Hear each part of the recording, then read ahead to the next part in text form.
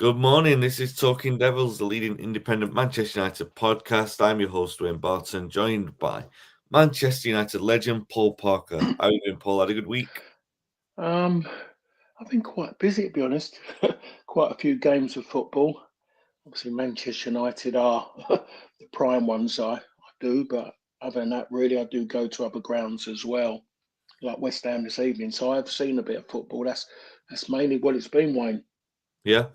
What did you make of United at Arsenal last week? Um, I was quite happy, quite because I was seeing stuff I haven't seen for a long, long time. I was seeing a good structure and players having an idea what each other are doing. There was a plan. Just disappointed in the final third, really. Very disappointed in the final third. But that's nothing new, to be honest. That's an area that seriously needs a lot of work. Yeah. Well, maybe in the transfer market, but overall, I would say it wasn't that bad. And the worst thing about it is whichever one talks about, you get done by set pieces, which when I was playing was a cardinal sin to get done by a set piece. As much as you practice defending them or you practice scoring from them, and everyone does that, you give them away and people take them personally. But when you repetitively get done on them, there's a big, big problem. Yeah. And they were talking about, this has been something that's been on the radar of everyone for a few weeks, this Arsenal set play routine. And they did it in the previous game, they'd done it against West Ham. They'd exploited a few set players there. And you could tell that United's build up because they were doing it in the warm up. They were focusing on what they were trying to do. So I mean, is it that hard to defend? There's got to be a strategy around it, right? Yeah, but I mean, the thing about it, just quickly going back, is why are you doing it on a day of a game, the evening of a game? Why are you suddenly warming up and practicing against dead balls? And if I'm the opposing team and I'm watching, it's like sometimes I used when we was warming up, and generally this is like when I was at United, you could just see some of the players were watching how we was warming up, what we was doing, because I think it kind of shows that they're either in awe or they're kind of panicking. They're kind of going, oh, oh, oh. It's in their heads Yeah, about their opponents. So if I'm watching and I'm watching the team, and I know that our team's got a strength, and I'm watching the other team trying to, I'm warming up to try and destruct that yeah, strength. I think to myself, well, hold a minute, we've got them. It's in yeah, their heads. So, but yeah, how do you defend against them by wanting the ball more than them? That's how you defend against it. You've got Steve Bruce, who barely touching 6 foot, used to win maybe more headers than anyone else in every time he played over a season in both boxes because he wanted to win everything that was in the air, and his nose would testify to that. Um, I really don't get it. I'm really not understanding how it happens. And the one thing I do know, and I must have been driving my missus mad that game, and then watching Arsenal again against Fulham yesterday, is how many players I see who are trying to defend and not looking at the ball. yeah, Virtually, it's like putting Stevie Wonder in a maze and saying, "Can you get out?" That's how mad it is. Really, it's just crazy how any manager can ask people to defend, and first thought is to block. And I'm kind of going, well, yeah, I understand the blocking, but I was always taught, and I've said this God knows how many times, hundreds of times with you, Wayne, is that when you defend from dead balls, you're always marking, of course, to the best of your ability, but you're marking to the best of the team's ability. You're marking a man and a half, yeah, but you can't mark a man and a half if you don't know what your other teammates are doing while you're doing your job. yeah, So it's called responsibility, and again, football is being made too overcomplicated. All of a sudden now, and what all of a sudden now Arsenal are making this. every team now, and it filtered all the way down. They've got this one person who's supposed to be this set piece coach. Well, does that mean you're not very good at anything else? You just do that bit. And then what are they going to make up for next season? Is it going to be something from we need a throwing coach just to teach players how to throw a ball into a pitch, which they don't get pulled up on. Need to be Yeah, I was going to encouraged. say you probably could do with one of them. Yeah, could do it just so kids understand about throwing the ball and filter that down to them, not the fact of trying to block people and do this and do that. So I don't know how we're going very Americanized, definitely off the pitch and trying it on the pitch to do this because all these kids who are sitting around the Bobby Crushes behind their laptops, they're loving this moment with Arsenal because they can figure out so many stats, this XG and XXG and GIFJ. It's all coming out there. Virtually, you think to yourself, what are they doing? Are they making up porn films or here with the amount of stuff they're throwing up? It's embarrassing. And when I'm going on to one here, but when I watch Arsenal, I'm watching Arsenal and I'm looking at them in general. And it was when we played them as well, and I'm doing the commentary of the game, going out live all over America, and I've turned around and I said, "This is a modern day George Graham's team. Yeah, This is modern day Arsenal." And the commentator come out and kind of said, "Oh, you can't take they do this and do that." I said, "They don't." I said, "They're playing for set pieces. Saka is trying to get corners." yeah, He's trying to get corners. He's not ever trying to beat a man.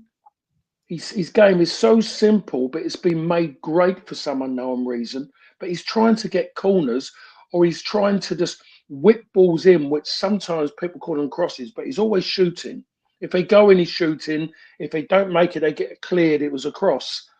And it's very simple what he's done. And he's just got a very physical team. He's got a team that he can control. And they're just playing such a fashion that they suffocate teams with dead balls. yeah.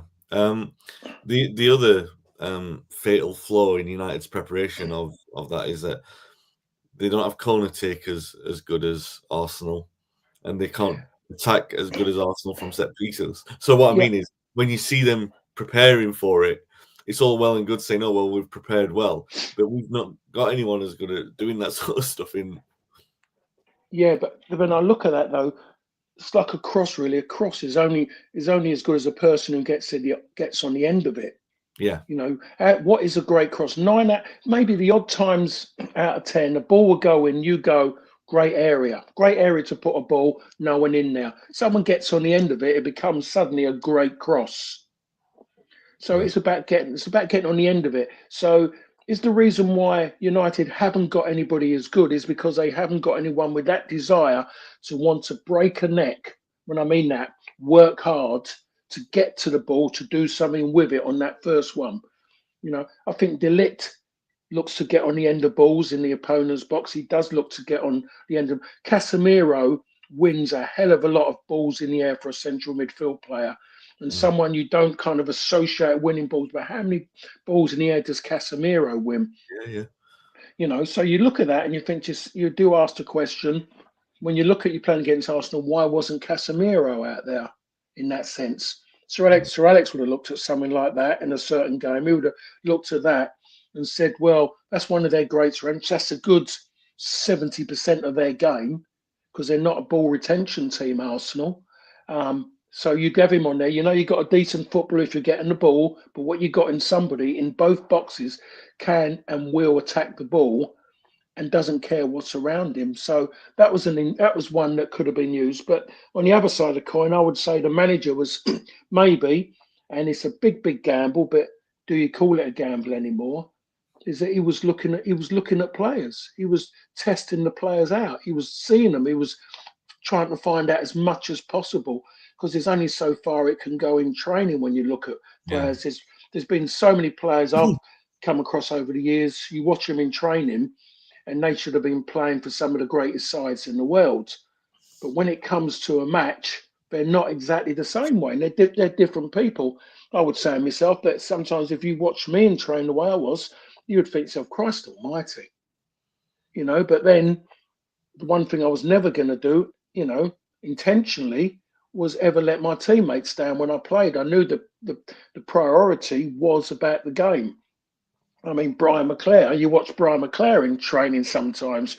Chucky was absolutely incredible. You wouldn't pick Chucky on a Friday. You didn't want Chucky or Sparky in your five-a-side team.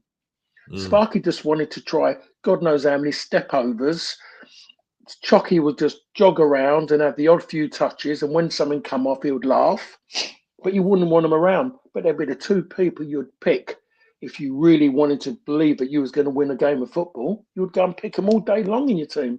So when I hear managers talk, oh, he's done great in training, he's done this, and that's why he's in the team, I think to myself, that's not always true. It's great to tell the media, but it's not always true. It's not always true. Football hasn't changed that much.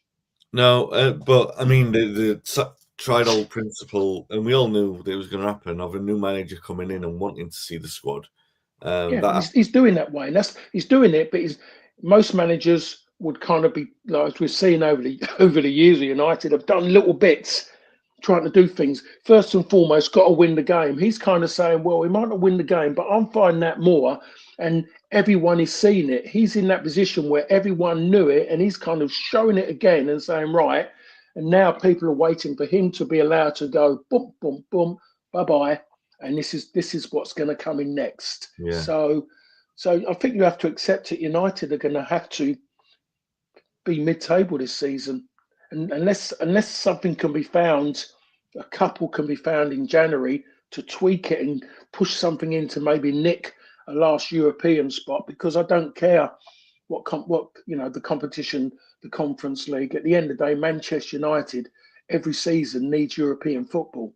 They go into any European competition. That European competition wants Manchester United in it. It needs it. It's as simple as that.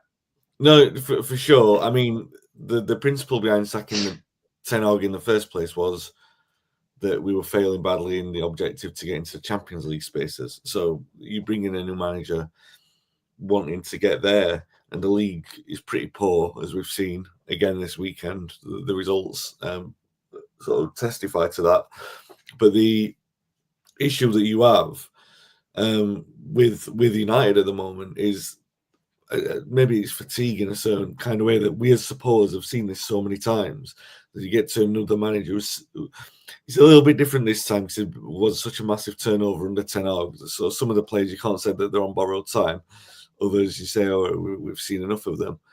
But he rotates the squad again against Forest. Again, it's not really like it wasn't far away from what you would say is close to a strong side as we would want to put out with the balance on the left-hand side. But most of it, you wouldn't grumble being United's strongest side.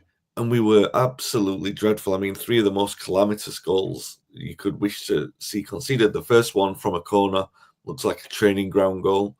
The second one is, I know we don't like XG. I'm not a real big fan of it, but I saw a thing that said 97 out of 100 times a goalkeeper would be expected to save that shot. And the only time I can ever remember seeing that shot go in was Stan Collymore against Tim Flowers in the 90s. So going back 30 years, and that's going to be more than 100 shots there. And then Onana and Martinez on the third goal. Just watching it float in, really go into the only area of the net that it could go in to avoid all those players, and all the players were static, which tells you its own story. We'll talk about the performance itself, but Paul, the goals conceded, there were 3 very, very bad goals to concede. They were. I just couldn't. Well, it was just mad. Excuse me. It was just madness, really. How they conceded those goals. I really can't explain it. I mean, I'd definitely look at the third one, the one, the Nana's one initially with Gibbs White. I was just flabbergasted with it. I knew the ball shifted absolutely incredibly. Well, I would at least still expect it to be pushed away or something. And you can talk about that. And I thought I was going to have to maybe eat some humble pie about Onana, but he did things in that game that suggest to me that it isn't going to happen. Because I look at the way, I mean, to passing the ball out, he waits to the last possible minute. I remember him saying at the start of the season, "I'm gonna go as word to the effect, I'm gonna go as close as possible with my passing, so to absolutely maximise my playing out from the back." Well, he doesn't need those margins. If you've got good enough footballers around you, you give the ball to them. You're a goalkeeper first and foremost. But I just look at him from crosses. I look at the way he saves shots, where he pushes them out to. I look at the goal that went across him and Martinez. I would say a goalkeeper. The goalkeepers at Manchester United over the years, I would say Big Pete comes out and he's shouting and screaming.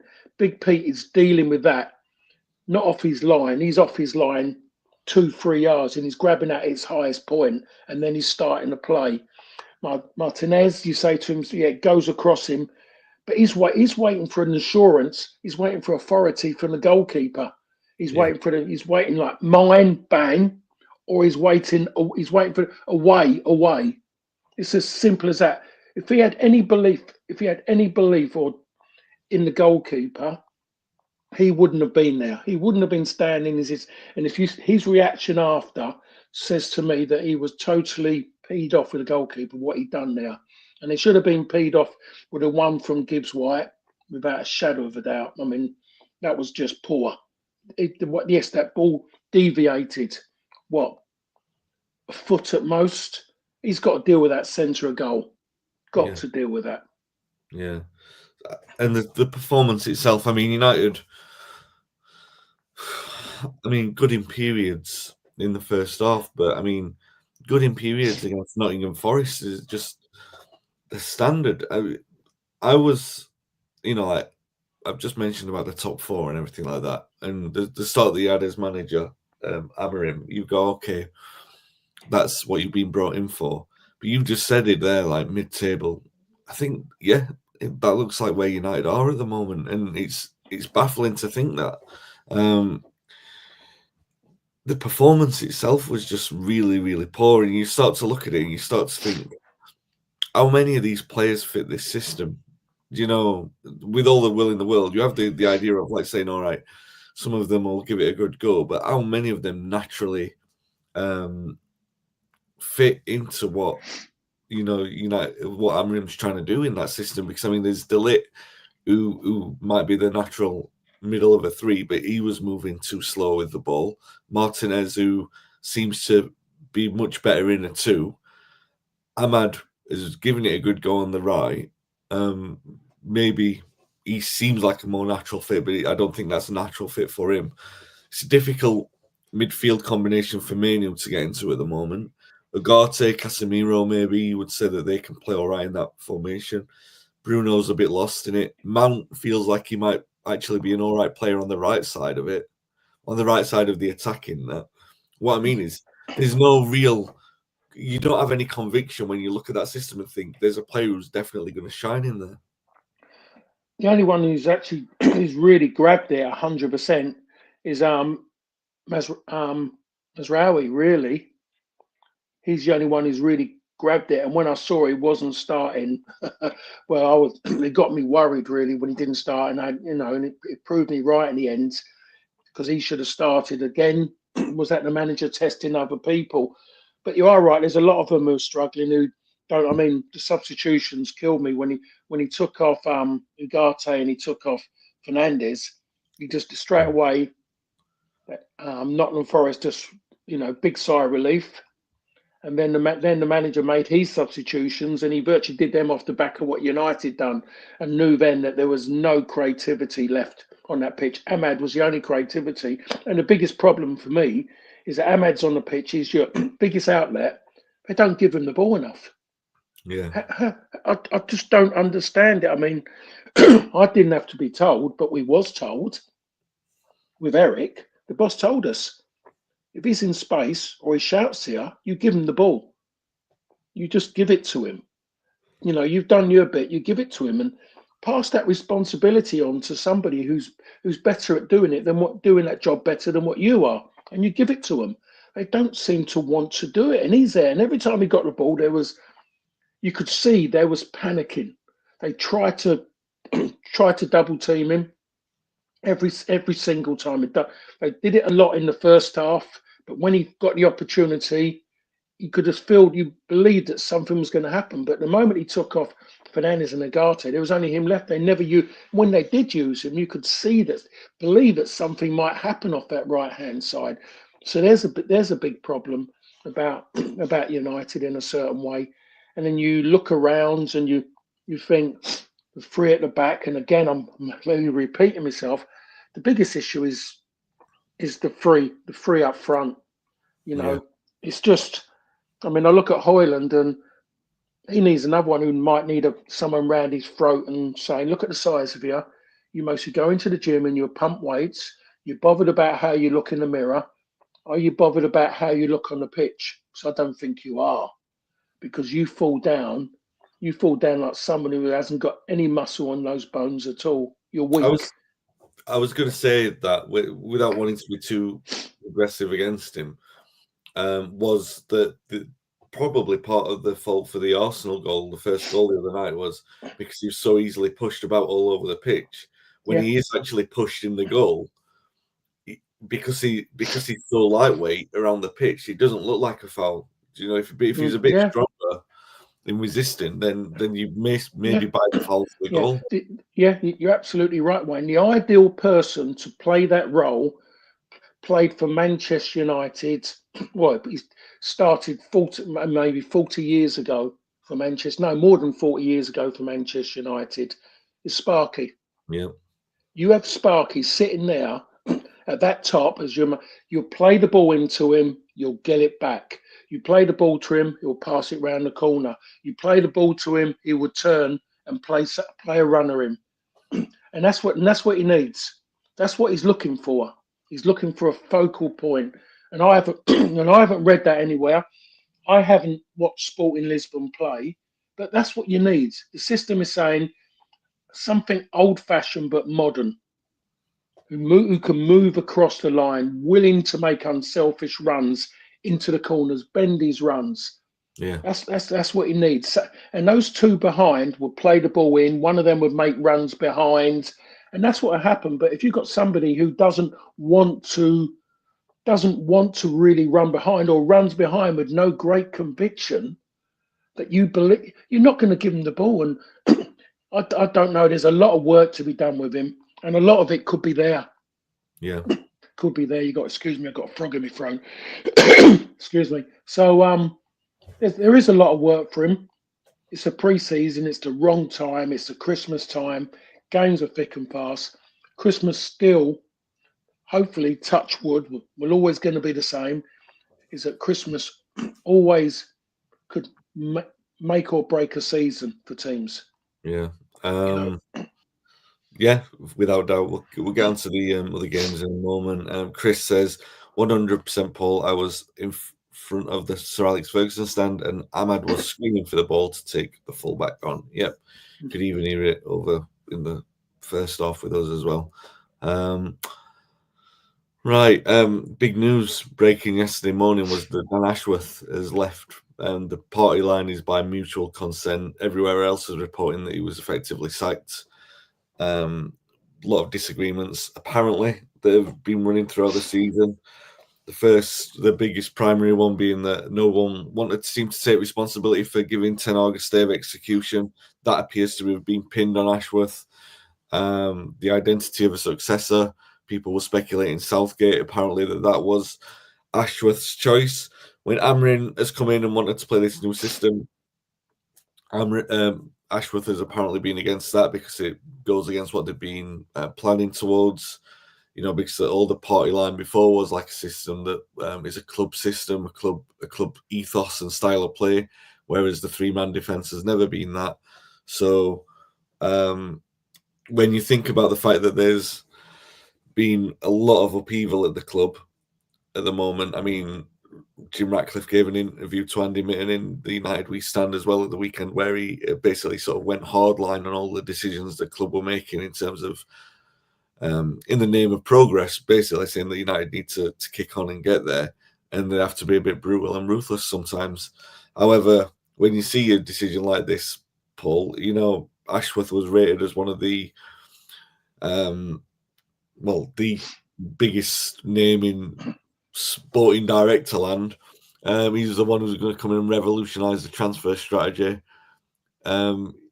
We have a poor transfer window in terms of the money that we've spent. If you think about Xerxes and the amount that was laid out on him, it does seem like a curious decision. Where do you stand on this one? Because I mean, there are a lot of people who might be looking at it thinking the conviction of the decisions that they're making. You've got to kind of question it, really, because it doesn't seem that well thought out. You know what I mean? They brought him in, and then he's gone within 5 months. He was. They were saying he was longer on gardening leave from Newcastle than he was in the job. Yeah. First of all, it's £10 million lost, isn't it? I don't know how they get any of that back. I really don't know. I think you would maybe say as well is that you look at what's gone on. You look at Radcliffe and you say, and you hear all the stories what happened when he went to Nice, and you're looking at the same issues here because his first manager at Nice was Vieira, and Vieira, they put it down to him. He had a terrible time, but then people now talk about what Vieira had to put up with, and it was, it was this regime of what they do. This what Manchester United are in now. It just didn't start well at Nice. I don't know how great it's going now, because I don't really look, but I remember that coming up when he was first mentioned about coming to Manchester United. A lot of people were going about Nice, how he got involved and he's doing this, got involved with that. In the end, he had to be pulled away for them to move on. United is going to be very similar. A man who says he supports Manchester United, his ego is always going to, he's going to want to give that little bit more. He's going to want it to do well as quick as possible because he wants to grab hold of everything and say, me, me, me. So he goes out and he lets a person go. But surely there would have been somewhere along the line where he would have understood, or everyone would have understood about what he wanted as a manager. And they're saying that he wanted Potter or he wanted Southgate. He wanted the manager to be British. That's what he wanted. So surely between all of them, they would have had some idea, would have talked about it, and then they'd have had to accept because you go with the majority. So that to come out now suggests there's somebody talking from the inside about what's gone on. Was he sacked? You don't know anymore because mutual consent is used. But if he was sacked, and again, that's a big payout. That is a big payout. Are they going to let him go? Are they going to do the gardening leave one? Has he signed an NDA? I'd be surprised if he hasn't, because that's what goes on now. Because now football is supposedly a business now in that sense. So they'll do that. But there'll be stories to tell. Manchester United, are they in any different position at this moment in time to what they were before the Radcliffe clan come in? At this moment, no, they're not. What's happening? They're in the worst position in the league now than what they have been prior to them coming in. The position they're in. Has the football really moved on that much? Well, it can't have done really because of the league position suggests it hasn't. I can see a difference in the way they're playing. The manager has definitely made a difference in the way they're playing. You can see that straight away.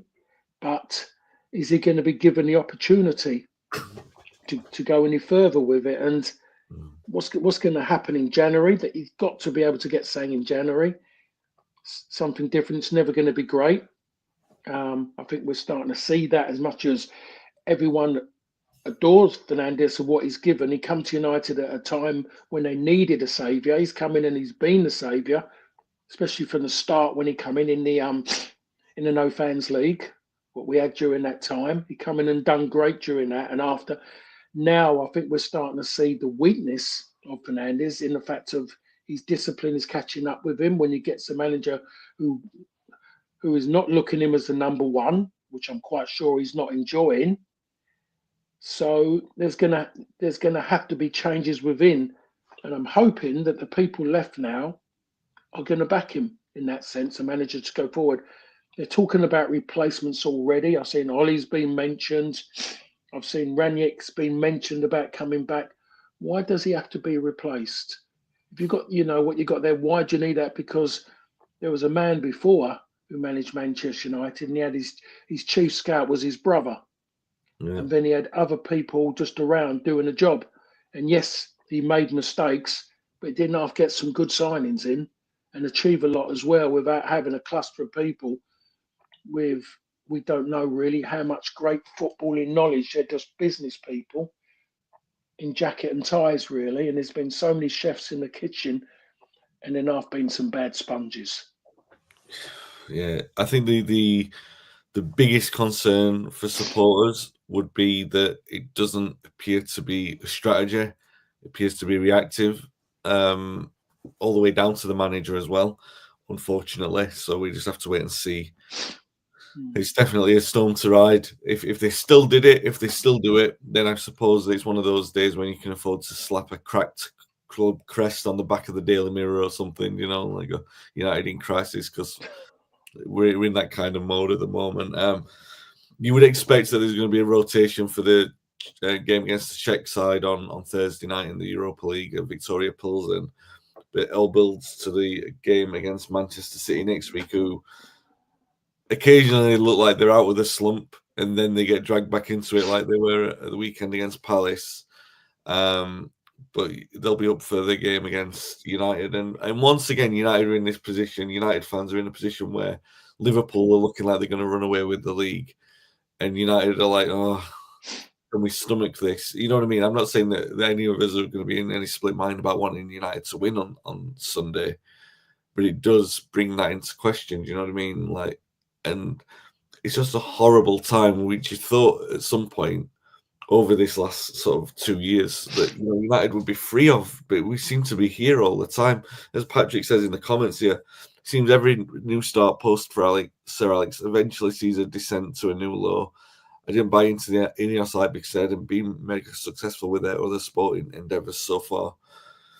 But regardless of Ineos, the cycle of United coming to this position where they want to beat a team but are scared about beating them in case of Liverpool taking advantage of it.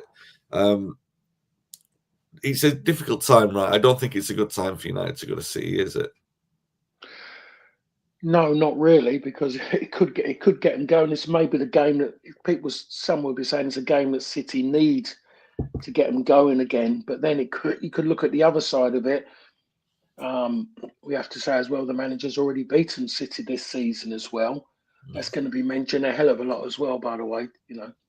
Please don't get too bored hearing about that, because everybody's going to be using that as their kind of maybe their sub headline, I'd pull it. So at the end of it, there's a lot of big game players there, and he's going to have to use them. He's got to use them in that game. He's got to be cute how he goes about it. People will be bringing up Garnacho and Rashford combining together in the FA Cup final. They'll be talking about that and maybe using them again. And that's where they are, those two anyway. You're just looking at them as individuals rather than looking at them in a collective, because they're not doing a job when it comes to that. So it's just such a big game. United, to think that they could go out and lose 3 games on the bounce. We're going to get that stat come up soon. They're going to throw that up, because I don't think Sir Alex, I don't think he lost 3 on the bounce. I don't know if it happened. It might have happened when he first arrived in '86. During that time, I don't know. There was, I do remember a time, 2001-2. We lost Arsenal. It was a combination of Arsenal, Chelsea, Liverpool, and West Ham. In there, we lost 3 in a row. I'm sure of that.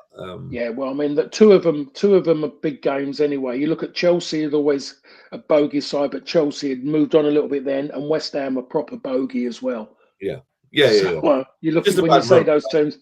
Yeah. But he wasn't made a meal of them when that happened. Now with City, it's a massive meal. It tells you where football's gone to. Football's it's going in the wrong direction now with the way City are being persecuted. And if it's not about City, it's about Pep, and it's putting Pep to task, really, having a go at him and questioning him.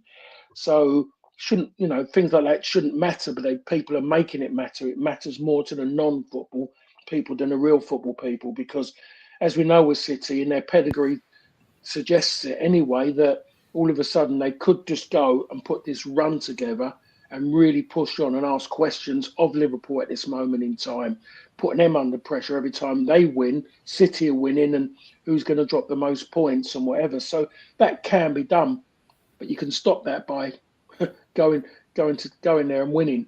That's what makes a difference for United, to go and win a game of football and win it in a decent fashion, for everyone to believe that something can happen with, really, in theory, a bag full of bad tools really, what the manager is having to work with.